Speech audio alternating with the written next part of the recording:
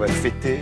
Philippe, bonjour, l'arrivée Bonjour Thierry. du printemps. Alors pour fêter cette arrivée, où est-ce que vous nous emmenez? On est parti à Menton. Alors le printemps est arrivé déjà à partir du mois de janvier, parce qu'avec les mimosas, c'est le premier sourire du printemps là-bas. Et on est allé découvrir la ville du citron, parce que Menton, c'est la ville du citron. Et notamment un jardin qui fait partie du jardin de Carnolès, qui s'appelle la Caseta, qui est un laboratoire de plantation d'agrumes. C'est une des plus belles collections d'agrumes nationales, avec une lutte intégrée, c'est-à-dire qu'on n'utilise pas de produits phytosanitaires, on utilise des insectes pour manger d'autres insectes ou des produits de type naturel. Donc on y découvre toute une collection d'agrumes classiques, originales. Alors, agrumes, on va faire comme si j'étais un enfant, que j'allais à l'école. Orange, Orange, citron. pomelo, citron, main de Bouddha, qui est une sorte d'agrumes avec des petites mains, citron perle, ce qu'on appelait avant citron caviar. Donc il y a à la fois du classique, du basique, puis à la fois de l'extraordinaire.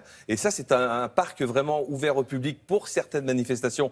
Là, c'était pour la fête du citron, mais il va être ouvert régulièrement pour d'autres manifestations. Il n'est pas ouvert toute l'année, mais c'est vraiment un endroit magnifique où on voit vraiment l'agrume dans toute sa splendeur. Je vous propose de le découvrir. Regardez.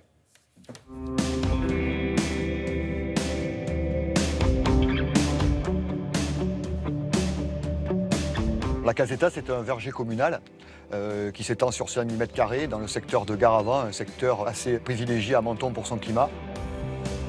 C'est un verger de production qui comprend 250 arbres à peu près, une centaine de variétés d'agrumes. C'est la partie cachée de la collection nationale d'agrumes qu'on peut visiter à Menton. Parmi les variétés qu'on cultive à la Caseta, il y en a des classiques comme le bigaradier, ce qu'on appelle l'orange amère, qui est un fruit qu'on ne va pas consommer forcément en fruits frais, par contre très utilisé pour faire les confitures, le vin d'orange. On a aussi le pomelo, un petit pamplemousse de couleur jaune, qui se mange lui en fruits frais. La chair est un peu acide, un peu acidulée. On a aussi l'orange sanguine, l'orange douce, qui a cette couleur un peu particulière lorsqu'on la presse en jus et qui est vraiment très sucrée et très agréable. On trouve aussi des fruits un peu plus particuliers comme le kombava, qui est un fruit petit, vert, à la peau grumeleuse, très parfumé au niveau du zeste et très apprécié par les cuisiniers pour les préparations sucrées ou salées.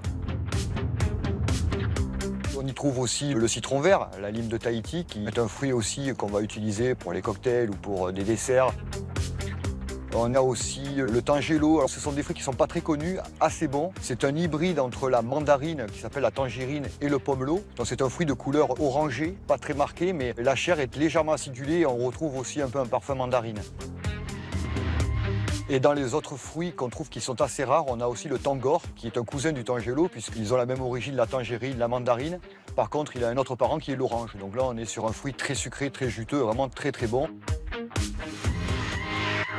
Et un autre fruit aussi très très peu connu, on est d'ailleurs parmi les seuls à l'avoir en collection, qui est l'orange quat. Les gens connaissent souvent le kumquat, c'est un peu pareil, un peu plus rare, puisque c'est un hybride avec une orange.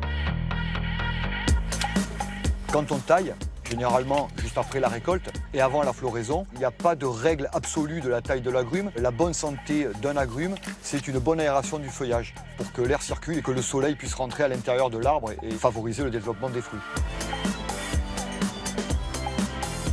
C'est vrai qu'à Menton, on a beaucoup de cultures en terrasse, comme on le voit ici. Et ces terrasses, souvent, sont soutenues par des murs qu'on appelle des restanques, soit en terre battue, soit avec des murs en pierre sèche. Et ces pierres qu'on a sur les murs emmagasinent la chaleur pendant la journée et la restituent pendant la nuit.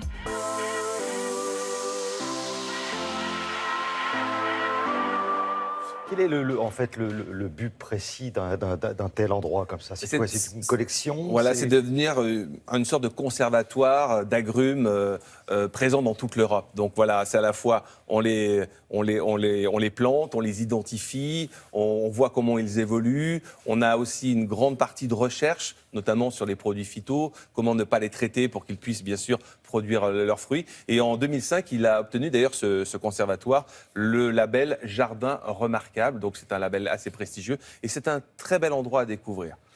On va vous redécouvrir demain dans Télématin. Demain, Qu'est-ce que vous nous proposez demain? Demain, ça sera un concept store. Alors, concept store, ça regroupe pas mal de choses, uniquement réservé aux hommes. Vous allez voir. Télématin ouvert demain dès 7 h pour vous.